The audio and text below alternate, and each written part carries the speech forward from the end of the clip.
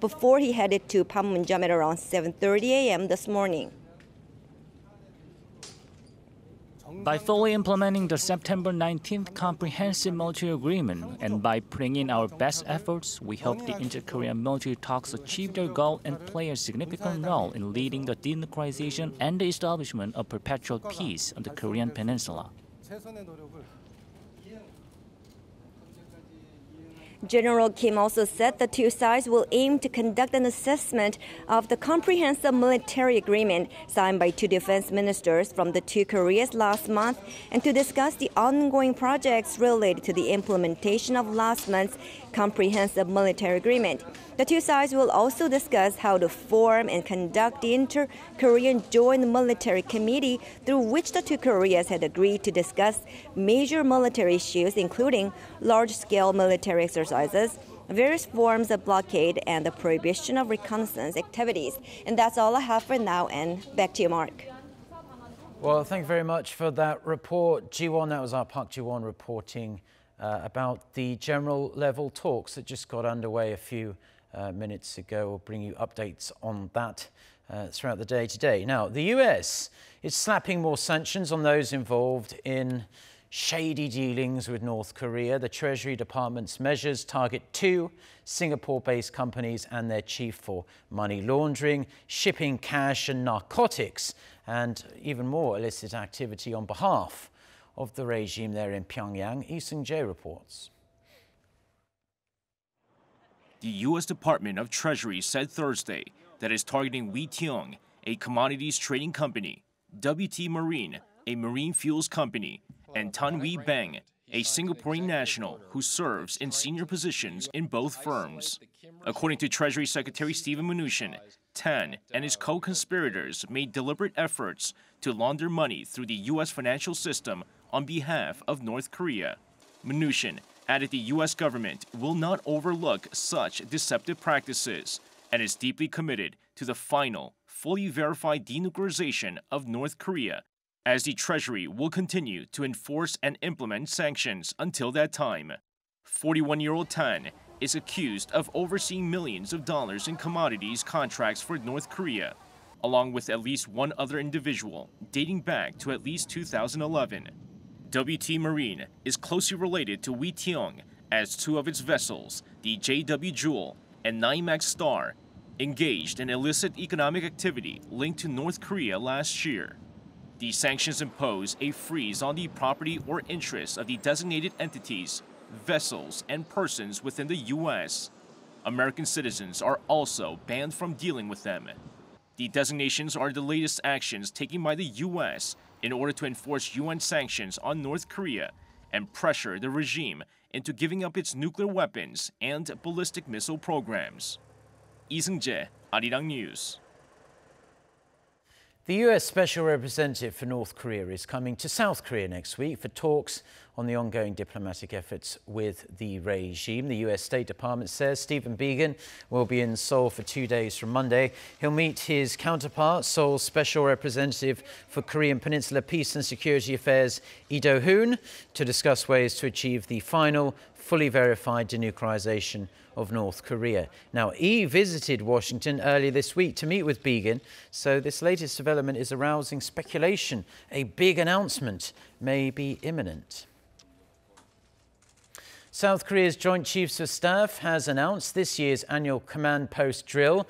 The Taeguk Exercise will start its 5-day schedule on Monday. The annual exercise was originally planned to be held in June, but the Joint Chiefs of Staff postponed it until now as talks between North Korea and the US were ongoing at the time. The South Korean military added the exercise will be held in tandem with the Taeguk field training exercise to maintain military readiness and to raise the effectiveness of the drill.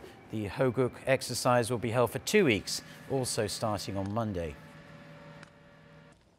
More economic data has been released that paints a gloomy picture for South Korea going forward. Preliminary estimates from the Bank of Korea show the domestic economy grew at a slower pace than expected during the July to September period, and this is mostly due to shrinking investment. Kim Hae-sung with the details.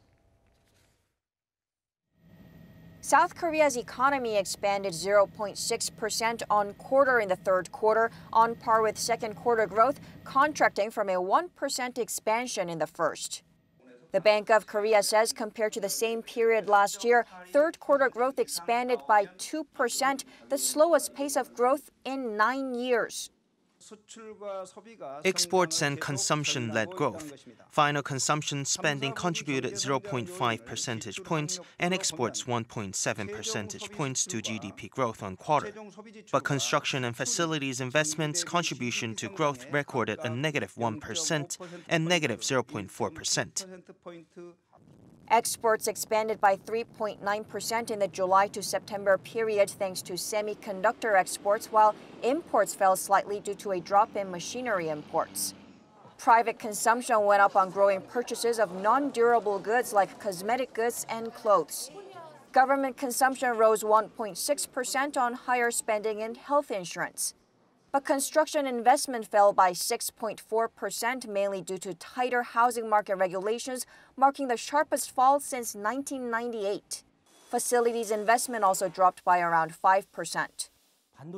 Facilities investment fell, first because semiconductor investment is slowing down. Second, the U.S.-China trade spat has undermined investment sentiment, so companies are holding off their investment plans. Gross domestic income edged up 0.2%, a turnaround from second quarter's negative 0.8%. The third quarter GDP data comes a week after the Bank of Korea cut its growth forecast for this year to 2.7%. To achieve that target, the economy would have to post higher than 0.82% growth in the last quarter. Kim Hae-sung, Arirang News.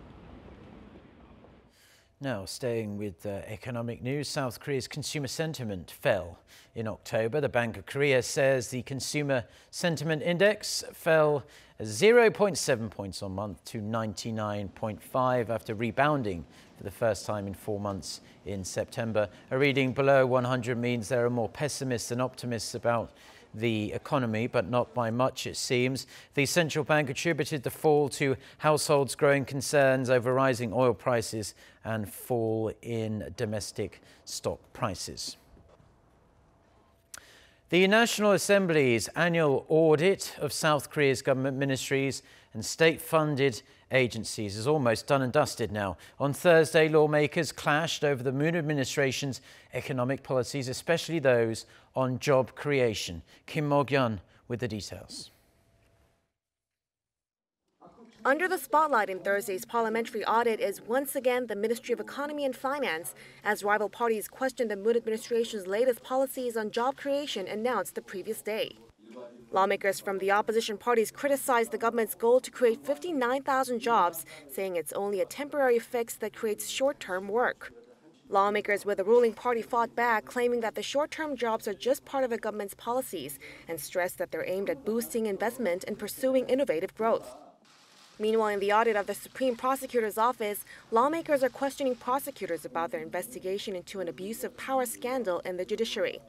That involves the Supreme Court and its former Chief Justice Yang Seung-tae, who allegedly sought to use high-profile trials as leverage in possible negotiations with the former Park Geun-hye administration.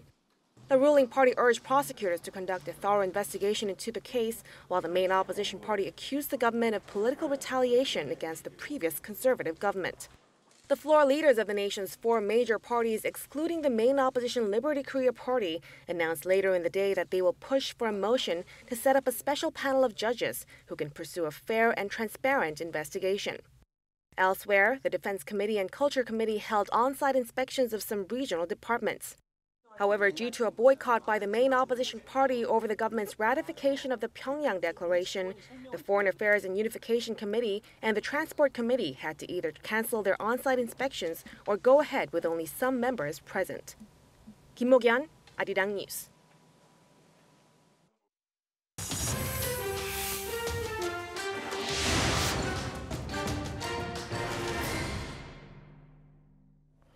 A super typhoon has wreaked havoc on the Northern Mariana Islands, destroying hundreds of homes and residences. For more on this and other news from around the world, let's turn to our Arirang. So Arirang, what's the latest? Well, Mark, Super Typhoon Yutu was bringing sustained winds of at least 265 kilometres per hour when it passed directly over the islands of Saipan and Tinian on Wednesday. The US territories are home to some 50,000 people, and the storm has left communities in ruins. The region is accustomed to typhoons, but residents said that this storm was the worst they had ever seen.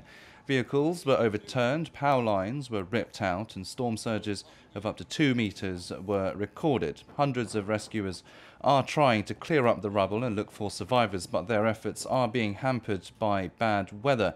Saipan's main airport has also been heavily damaged, leaving travellers, including some 1,000 Korean tourists, stranded. There are reports of one fatality, a woman in her 40s who died in a building that collapsed as the storm hit. Dozens of others are also said to have been injured. Yutu will continue to barrel towards southeastern Asia this weekend and eventually head to the open waters of the Philippine Sea. US authorities say they have found 3 more suspicious packages similar to those sent to former President Barack Obama, the Clintons, as well as CNN. The FBI said Thursday that 2 packages containing potential explosive devices were sent to former Vice President Joe Biden. The other was sent to a New York restaurant owned by the actor Robert De Niro.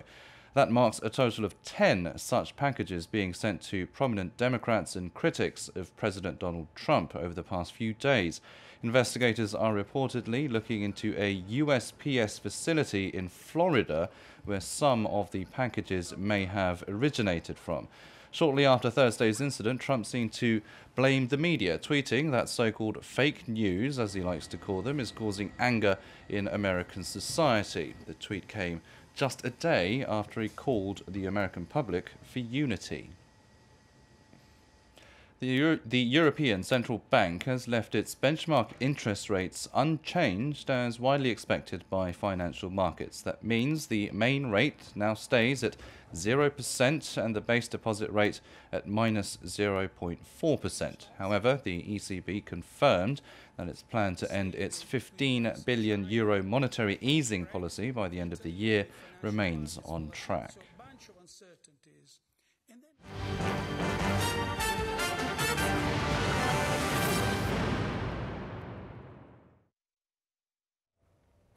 Thank you to Arnaud Adam there for the world news. Now back here in South Korea, President Jaein is calling on the country's police officers to better protect and serve the community, saying they must be the closest neighbours of the people. Speaking on National Police Day on Thursday, the president said democracy and peace in Korea will become stronger when the police take care of those who are socially weak and listen to their voice. Shin Se-min reports. Celebrating National Police Day, President Moon Jae-in urged some 15,000 police officers nationwide to feel the pain suffered by the weak and listen to their voices. 경찰관 한 명 한 명이 국민이 내민 손을 굳게 잡을 때 민주주의와 평화는 더 굳건해질 것입니다. He pressed the police to be fair in their investigations. 지난 6월 정부가 발표한 검경 수사권 조정안은 경찰에 대한 국민의 신뢰를 바탕으로 한 것입니다. 경찰은 수사의 공정성과 전문성을 획기적으로 높여야 합니다. The president asked the police to come up with measures to better protect human rights through the entire investigation process, saying that keeping the peace and protecting people's basic rights are the same. He also highlighted the importance of tackling crimes against females, saying the fear that females go through in their daily lives has not been resolved, and ordering the police to make sure justice is served against those who commit crimes that destroy females' lives. Thanking the police for their work in ensuring the safe running of the 2018 Winter Olympic Games in Pyeongchang and Inter-Korean Summit in Panmunjeom in April, President Moon repeated his campaign promise of expanding the police force by at least 20,000 members before the end of his term. Shin Se-min, Arirang News. Now, this year, South Korea designated August 14th as a Memorial Day for the victims of Japan's horrific wartime system of sexual slavery. For the month of October, a powerful art exhibition is being held right here in Seoul, and our Lee Min-sun went to check it out and file this report. A local artist put together over 100 pencil drawings, which resulted from the stories told by 4 victims of Japan's wartime sex slavery, also known as comfort women. The Seoul government and the Northeast Asian History Foundation jointly opened an art drawing exhibition titled Comfort Woman Stories Through Art in the basement of Seoul's Citizens Hall in the center of the capital city. Because they haven't spoke or expressed their pain publicly, they had difficulties trying to express themselves through drawing, but soon after they initiated talks and drew what they experienced without my instructions. Through these 130 pieces of drawings, the artist hopes that viewers will come to understand comfort woman's courage in trying to heal from the wartime atrocities. Seoul Mayor Park Won-soon said that these efforts to remember tragic history are important as they help to prevent the same pain from happening ever again. Some of the drawings depict the moment the victims were taken away from their families as teenagers and how they were violated by Japanese soldiers. My parents taught me a lot about comfort women, but seeing the drawings myself gives me more to think about. I hope Japan apologizes before all the comfort women pass away. After looking at the art, visitors can write messages of hope and support for the victims and hang them on a tree to make it seem like it is blossoming. This pencil drawing art portraying stories of comfort women will be on display till end of October and is open to the public for free. Lee Min-sun, Arirang News. Making kimchi, better known as kimjang, has been listed as a UNESCO intangible cultural heritage for around 5 years now, and each and every year the Gwangju World Kimchi Festival invites locals and foreigners alike to appreciate the tangy and nutritious superfood. Our Kim Da-mi shows us how kimchi is celebrated in the country's southwest. It's that time of the year, kimjang season, when people make large quantities of kimchi, the fermented vegetable dish a part of just about every meal here in South Korea. To celebrate the season and the staple dish, the Gwangju World Kimchi Festival kicked off on Thursday under the theme Kimchi Connects Us All. One of the highlights is the kimchi contest, in which people prepare their own unique kimchi from scratch. The winner gets a presidential prize. I'm continuously studying kimchi in the traditional ways to preserve our culture. Kimchi contains the spirit of our nation. It's not only our culture, but a form of art. With over 200 varieties, kimchi has become a regular fixture on Korean dinner tables since the 13th century, when it was made with just vegetables, salt, and sometimes a bit of alcohol. There is also an exhibition showcasing the many kinds of kimchi that vary by region, including North Korea. In the north, kimchi is just a source of food for the winter. But since I've been in the south, I've learned that kimchi is also good for your health and skin. Kimchi is really something we need in our lives. But the texture is really interesting. I cannot really eat spicy food, but I really like the crunchy texture that it had. I heard that there's mul kimchi, and I really want to try it because they told me it's not spicy at all. During the 4-day festival, you can learn how to make your own unique kimchi with your favorite seasonings and ingredients. And of course, you can buy some of the freshest homemade kimchi to take home. Kim Da-mi, Arirang News, Gwangju. Legendary opera singer Placido Domingo is back in South Korea for his 7th concert in the country, and it's fair to say he likes being here. He held a press conference in Seoul on Thursday to talk about what he likes about Korea, but also give fans a taste of what's going to come at his big concert tonight. Oh Soo-young reports. Placido Domingo, one of the greatest tenors in history, has returned to Seoul for a live performance at Panmunjeom Gymnasium this Friday. The renowned opera singer and conductor has prepared a dramatic set list of about 10 pieces, including acts from Wagner's Valkyrie and Dvorak's Rusalka. The 77-year-old will be joined by award-winning soprano Anna Maria Martinez for duets including Bernstein's Tonight from the musical West Side Story. He will also conduct several pieces in collaboration with Korea's Millennium Symphony Orchestra. Inspired by the Korean people's passion for opera and the country's own exquisite melodies, Domingo said in a news conference that he hopes to work on Korean music in the foreseeable future.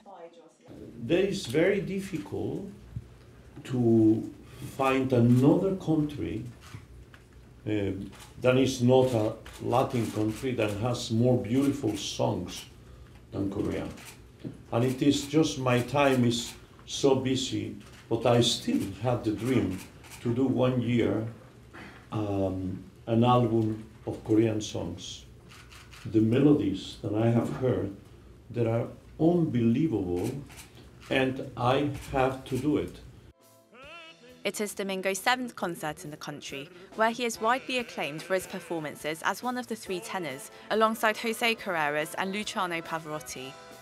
Domingo first performed in Korea in 1991, and many speculated that his 2016 concert would be his last on the peninsula, given his age.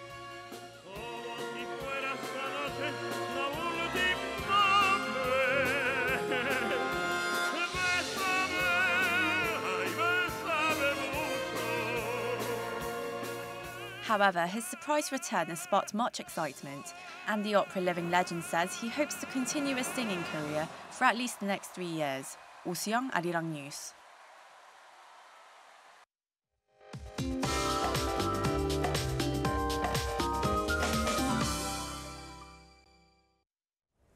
Good morning. I hope you enjoyed yesterday's warm and fairly sunny weather. We'll have the opposite conditions this Friday. Have an umbrella handy.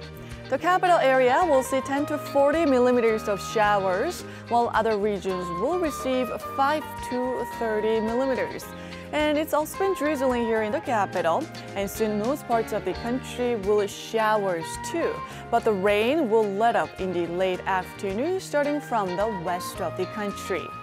And you expect to see a big drop in temperatures over the next 3 days, falling from yesterday's highs in the 20s, right down to as low as 5 degrees on Sunday morning here in the capital, as colder air moves in following today's nationwide showers. And strong winds will make it feel colder than the actual temperatures. And today's highs will range between 13 and 22 degrees Celsius. Take out your winter clothes this weekend. We'll see some real chilly conditions to start the new week, as the rain on Sunday afternoon will bring down the low to as low as 3 degrees Celsius here in the capital. That's Korea for you, and here's international weather for viewers around the world.